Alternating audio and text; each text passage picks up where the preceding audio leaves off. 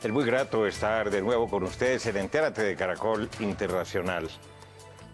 El tema del suicidio realmente hace reflexionar y pensar a todas las capas de la población, porque según hemos estado estudiando, los suicidas pertenecen a todas las clases sociales, hombres y mujeres, niños, jóvenes, adultos, por muy variadas causas y circunstancias. Recientemente, la sociedad de Bogotá, en particular, se vio muy sacudida y muy afectada con dos suicidios de dos personas de clase alta, profesionales, exitosos en sus respectivas disciplinas académicas. Y eso nos ha llevado a investigar este fenómeno social y de comportamiento. Y nadie más indicado que invitar al doctor Luis Eduardo Jaramillo. Él es psiquiatra, tiene todos los títulos, merecimientos, profesor universitario durante muchos años de la Asociación Colombiana de Psiquiatría, y hemos invitado también a un sociólogo para tener una visión desde otro ángulo del análisis de los comportamientos sociales colectivos, que es el doctor Fabián Sanabria, que es antropólogo de la Universidad Nacional, pero tiene una maestría, hizo un magíster en París y también un doctorado sobre el mismo particular. Bienvenidos a Entérate de Caracol Internacional. Muy buenos días, Darío, y muchas gracias por la invitación y a los televidentes. ¿Por qué se suicida la gente, doctor Jaramillo? Esa es una pregunta bastante complicada. Yo sé. Porque evidentemente en el suicidio confluyen una serie de elementos de tipo biológico. Se sabe que algunas personas evidentemente tienen alguna predisposición desde el punto de vista biológico, pero también juegan una serie de elementos desde el punto de vista psicológico y social. Por ejemplo, una persona que tiene dificultades para el afrontamiento de los problemas, o desde el punto de vista social, personas, por ejemplo, que están sometidos a lo que en los adolescentes, por ejemplo, es el bullying, o personas que tienen dificultades económicas muy serias o que tienen rompimientos en su familia. Eso se sabe que son factores de riesgo, no son la causa del suicidio, pero sabemos que son factores de riesgo que contribuyen a que estas personas terminen suicidándose. El problema, la pregunta es, ¿cuál es el switch? ¿Cuál es el último punto que lleva precisamente a la persona a que se suicide? Digamos, ahí está el meollo del asunto, y quizás esto tiene que ver con que en ese momento la persona no le encuentra salida, digamos, a las situaciones que está enfrentando. Doctor Jaramillo, ¿eso es hereditario? Se lo pregunto porque conozco algunas familias de mi región, del departamento de Antioquia, donde hay una tradición de suicidios importante, papá, hijo, ese otro nieto, en fin, pero no es una cosa de menor cuantía. No necesariamente es hereditario. Hay algunos casos en que hay factores genéticos que pueden contribuir, pero digamos de ahí a decir que necesariamente, digamos, es hereditario, digamos, sería una extrapolación bastante audaz, digamos. Sí, exactamente. Ahora, ¿se respetan clases sociales, edades, estratos socioeconómicos, situaciones económicas? Para nada. El suicidio afecta a todos los grupos poblacionales en todos los estratos. Lo que pasa es que sí sabemos varias cosas. Por ejemplo, en los niños y en los adolescentes y en las personas de edad avanzada, el riesgo de suicidio es mayor.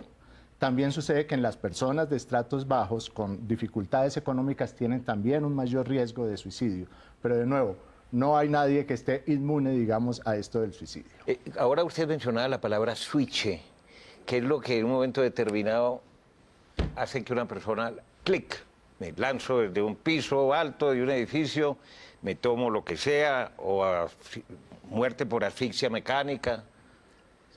Ese switch pueden ser varias cosas. En algunos casos hay personas que son impulsivas, tienen muy pobre control de sus impulsos y esto hace que los lleve a que cometan el suicidio. Hay otras personas que, como consecuencia de enfermedades mentales, hay estudios que muestran que son debatibles, seguramente aquí el profesor Sanabria tendrá algunas posiciones sobre eso, pero hay algunos que afirman que entre el 60 y el 90% de las personas que se suicidan tienen un trastorno mental, especialmente la depresión. Entonces, ese, digamos, puede ser evidentemente el otro disparador. Y finalmente, lo que mencionaba hace un rato, digamos, hay un momento en que la gente que se suicida como que llega a acorralarse, siente que no sabe qué hacer frente a muchas situaciones de la vida, no tiene los mecanismos para afrontar no se siente dificultades, capaz. no se siente capaz, siente que está acorralado y siente que la única alternativa que tiene es suicidarse. Es que, doctor Sanabria, recientemente, pero no hace nada, hace una semana quizás, conocí el testimonio de un familiar de un señor de 93 años, de buena salud además, o sea, tenía calidad de vida relativa por la edad. Y dijo, pero es que yo ya no quiero vivir más, yo ya lo viví todo y no quiero estar postrado en una cámara el resto de mi vida convirtiéndome en un estorbo. Y se suicidó. Sí, justamente Darío, uno de los estudios más significativos que se hizo en Colombia en el 2015 justamente, el Observatorio Nacional de Salud trataba de mostrar un poco las tasas comparativas con respecto a otros países. Es evidente que han crecido, específicamente en niños, en adolescentes, pero sobre todo donde más se disparaba era en adultos mayores, mayores de 60 años, 70, 80, 90 años, como el caso que usted menciona.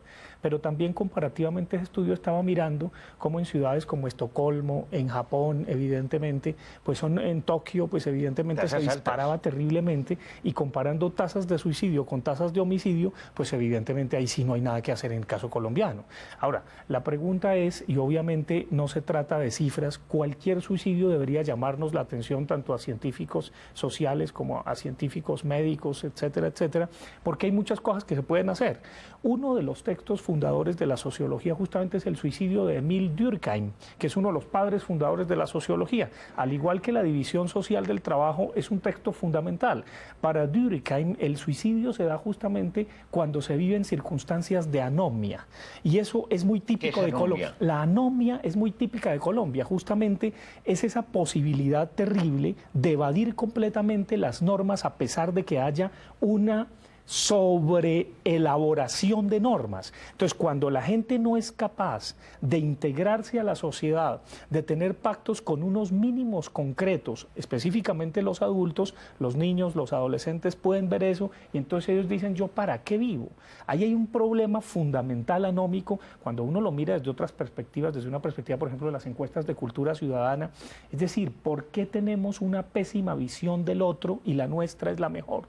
Yo sí soy bueno, pero el malo es otro, el que se salta las reglas es el otro, el que comete atropellos es el otro, el ilegal es el otro. Entonces, justamente en ese caldo de cultivo, cuando hay unas pocas circunstancias que nos integran socialmente y sobre todo que nos dan sentido, pues evidentemente sea un niño, sea un adolescente o sea un adulto mayor puede suicidarse. Hombre, uno entendería hasta donde a uno la mente le puede dar las circunstancias de un adulto por su situación económica, doctor Jaramillo, o de una persona que se cansó de vivir y no quiere convertirse en una carga para su familia, 90 años, 70, 80, en fin. Pero de un niño, uno dice, ¿será que realmente el bullying que le hacen en el colegio o el tratamiento que recibe en su familia lo bloquea y él dice, no, yo me evado? ¿Piensa que es una evasión? En los niños el problema quizás es un poco más complejo, digamos, porque el pensamiento del niño no es igual al del adulto. Primera cosa que hay que tener en mente. En algunos casos el niño lo hace presionado, digamos, porque tiene menos herramientas probablemente para enfrentar el mundo, pero también en algunos casos ellos lo ven, digamos, un poco como una salida que piensa que mañana va a volver al colegio sin ningún problema. Entonces es un poco como un juego, o sea, yo me salgo de este juego, no sabe qué es la muerte, no sabe qué es o sea, no tiene un sentido claro de qué es la muerte. Pero mañana me escapo, pero mañana seguramente volveré. Y queda escapado, queda completamente escapado y adiós. Eso es terrible porque, bueno, hay una película muy bella que se llama Cría Cuervos de Carlos Saura, fue una de las primeras que hizo, en donde uno se da cuenta que los niños se dan cuenta de todo. Ellos se pillan todo el mundo de los adultos y justamente se lo pillan en juego. Y entonces, evidentemente, ante esas circunstancias en donde el niño no tiene sentido, en donde hay que los padres se están separando, una de las causas, sociológicamente hablando, que más incide en el suicidio de un niño es la separación de los padres y también de un adolescente. Eso es una cosa increíble. Normalmente inclusive hay protocolos para hacerle ver a los adultos lo mal que se están comportando ante el niño, ante el hijo, y el hijo les llama la atención así. Es una cosa muy frecuente, estadísticamente las estadísticas se disparan cuando uno ve esos casos. Doctor Sanabria, ¿hasta dónde, por ejemplo, el comportamiento de los medios de comunicación, particularmente de la televisión, las películas, en fin, que se ven a través de todos los canales posibles y Netflix y todos los demás, pueden ser determinantes también para que un niño o un adulto tome una decisión a decir, bueno, eso es como parte de la vida. No, pero por supuesto, es que yo creo que cuando uno ve menos noticias está más contento con la vida. Dígamelo a mí. No, no, por eso, yo no sé, es increíble. Ustedes que trabajan todo el tiempo y que están con las noticias y que saben lo último que está ocurriendo, es aterrador darse cuenta de que un escándalo tapa otro y otro y otro y otro y otro y otro y otro, y en un país como Colombia uno no ve el fondo. Entonces, ¿qué le vamos a poder pedir o le vamos a decir a los niños, a los adolescentes que ven lo que se está viendo todos los días? Obviamente eso influye en la depresión, eso influye en que uno no se sienta bien, eso influye en que usted no tenga sentido, en que no tenga alegría de vivir. Ahora, hay un contraste fundamental con un país como Colombia, que es un país bastante alegre. Es un país que se regocija en muchas cosas. Hay quien dice, yo creo que equivocadamente. Ah, no, eso sí es una, que somos los más felices, eso sí es una torpeza. No, eso sí es hacer de la necesidad virtud. Yo creo que la cosa de las encuestas de ser los más felices del mundo es porque si no lo dijeran esas encuestas no soportaríamos la vida. O sea, es como en el vallenato y en la salsa. Cuando uno hace exégesis, válgame la expresión, de vallenato o de salsa, pues en el vallenato hay machismo por todas partes y en la salsa unas canciones terribles, pero uno lo dice bailadito, como en no me diga que los médicos se fueron y resulta que no hay pipetas de gas, que las EPS están colapsadas, que no hay camas para el posible terremoto o maremoto que pueda haber en el Pacífico. Entonces, evidentemente, no me diga que los médicos se fueran. Lo que pasa es que lo decimos cantadito y así hacemos de la necesidad virtud. Pero dijéramos, tenemos muchos recursos a los cuales muchas veces no podemos apelar porque maestros o padres estamos tan obnubilados, no obnubilados, sino obnubilados. Mejor. Estamos tan obnubilados que evidentemente eso nos distrae de que la vida vale la pena y que la vida es un milagro. Pero ahí creo que tanto psiquiatras como médicos, como sociólogos, científicos sociales, tenemos mucho que aportar. Y vale la pena, y por eso vamos a continuar profundizando un poco en otras aristas que tienen que ver con el fenómeno del suicidio, no solamente en Colombia, sino en la región y en el resto del mundo. Y ya regresamos en Entérate de Caracol Internacional.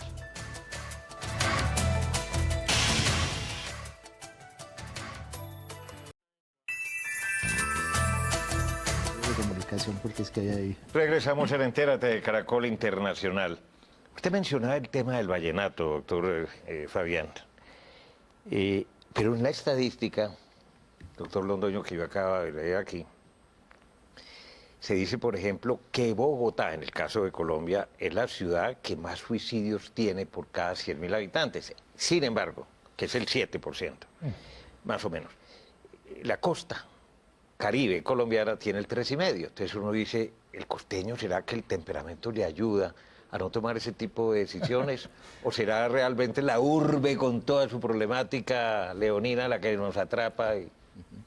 Desafortunadamente, hasta donde yo sé, por lo menos, no existen estudios, digamos, que hayan mirado qué tanto juega, digamos, ese aspecto. Pero uno empíricamente podría suponer que, evidentemente, digamos, el hecho de ser de la costa, de estar relajado, se la toma más suave, tranquilo. Con su avena. Con su avena, con calma. Todo bien, como dice el pibe. Todo bien, todo bien. Y seguramente en ciudades como Bogotá, y la otra es Antioquia, en donde probablemente altísimo. También tiene que ver otro elemento, y es que en Antioquia hay más personas que tienen enfermedades mentales del tipo depresión y trastorno bipolar, por ejemplo. Y eso probablemente podría, vuelvo y digo, esto es empíricamente, podría uno pensar que eso explica por qué allí habría más suicidios. Y en Bogotá, probablemente por muchos de los factores, el estrés de la ciudad, las dificultades económicas, etcétera, etcétera, etcétera, digamos, que se dan en Bogotá. Usted mencionaba ahora el caso de Suecia y de los países nórdicos en general, donde además hay un homicidio al año. Entonces, desde el punto de vista informativo, los medios no tienen temas, ni tienen... ¿Por qué no? Y son todas sociedades muy evolucionadas, que tienen todos los problemas resueltos. La educación es gratis, el transporte es gratis, todo es gratis. Ahora, pagan tasas de impuestos del 70, 75%, pero el Estado funciona y lo asume todo. Entonces la gente se aburre, porque no tiene problema. Una de las cosas geniales y aterradoras, fantásticas de Colombia, es que aquí uno no se aburre.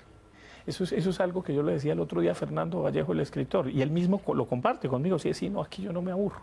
Es decir, a veces se lo toman tan en serio, pero es que él no hay que tomárselo tan en serio. Pero él sí se lo tomó muy en serio. No, yo creo que detrás de cámaras, justamente detrás de cámaras es un niño. No, él está haciendo literatura, él está haciendo relatos ahí.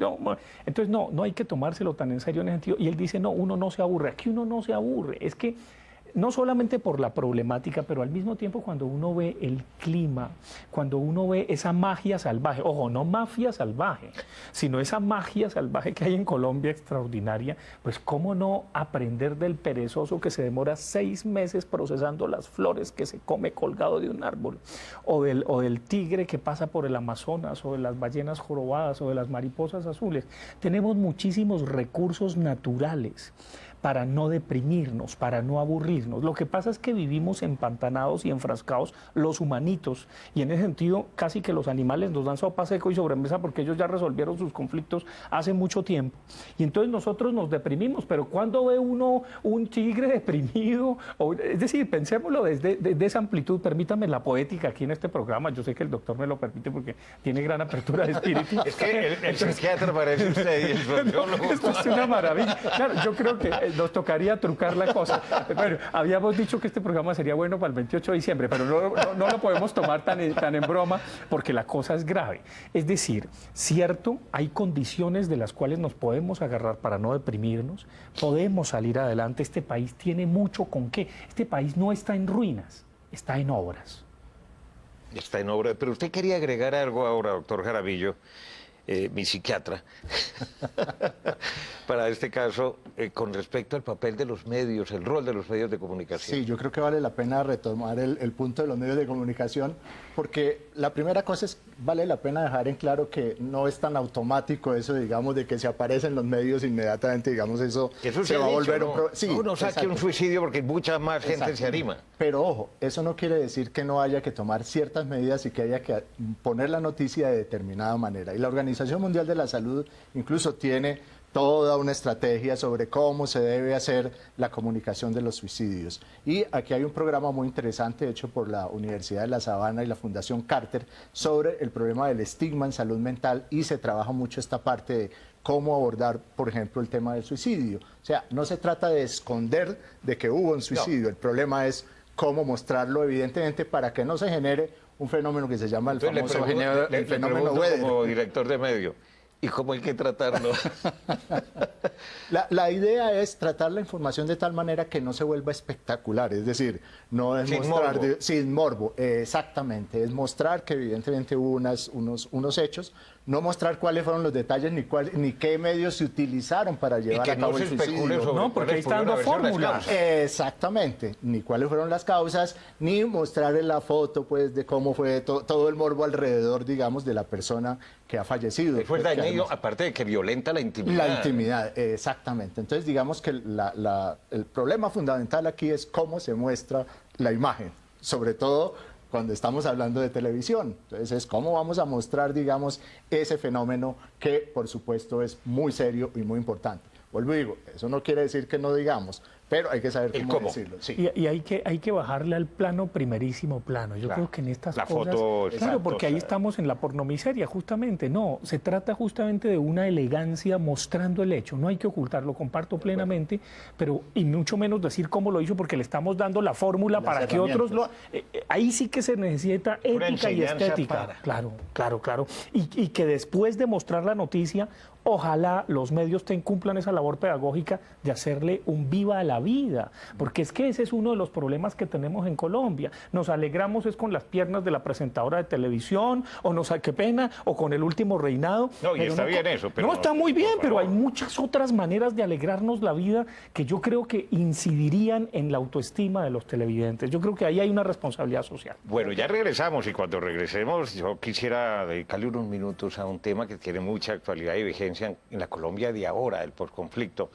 A la luz del acuerdo anunciado por gobierno y FARC, de que las FARC van a entregarle a la sociedad, a sus familias, no sabemos porque ellos no han indicado el número de niños y de adolescentes que tienen en sus filas, unos voluntariamente, que lo han sabido por muchas razones, y otros que han reclutado con mentiras y con trampas y con engaños, o a la brava, como decimos en Colombia. Inicialmente van a entregarle a la sociedad a los menores de 15 años y más adelante a los que tienen entre 15 y 18 años, porque eso tiene un reto y un desafío para la sociedad colombiana toda, para evitar que esos chiquitos o esos adolescentes se conviertan el día de mañana en delincuentes. Ya regresamos en Entérate.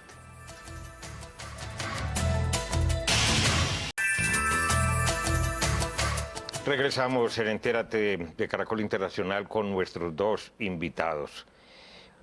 Será muy difícil, doctor Jaramillo, ese proceso muy largo, muy dispendioso, que habría que hacer para que la sociedad, sus instituciones a veces tan lentas o tan mediocres, sean capaces de acometerlo con inteligencia, con sabiduría, para no traumatizar a esos niños y esos adolescentes. Evidentemente este no va a ser un proceso muy largo, como dijo alguien por ahí, sí, ahorita se acaba firmamos allá en La Habana, pero lo que nos queda, digamos, es un proceso que va a durar seguramente muchos, muchos años.